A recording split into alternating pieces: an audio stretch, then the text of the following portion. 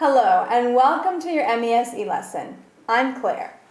Today you're going to learn the what, the how, and the when of asking be present plus prepositional phrase questions. Let's start with what. What are these questions used for? They are used to ask about present facts. For example, are you in a meeting? Good. Now let's learn how. How do you use these questions? First, know how to conjugate be present. If you want to ask about yourself, please repeat, am I? If you want to ask about me, are you? If you want to ask about Tom, is Tom? If you want to ask about Amy, is Amy? If you want to ask about us, are we? If you want to ask about them, are they? It's very important to memorize this conjugation fluently before you start practicing Vedeo B. Next, study your vocabulary. For example, are you on the bus? Out of luck? In the stairwell? Finally, to build a more specific question, you can add a time reference. For example, are you in a bad mood today? These days? Right now?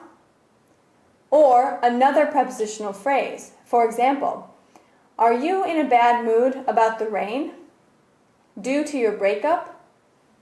During weddings? Remember, we use time references to talk about time. Prepositional phrases can be used as adjectives or adverbs and are often locators. So finally, when do you use these questions? We use them to find out more about people's locations. For example, are you in the car? Are you in a conference call? Are you from LA? Or states, for example, are you in deep trouble? Are you on the brink of bankruptcy? Are you on board? And emotions, for example, are you in a good mood? Are you at your best? Are you out of control? Excellent. Now let's review.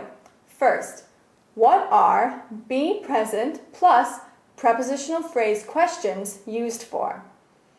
They are used for asking about present facts. Second, how do you use these questions?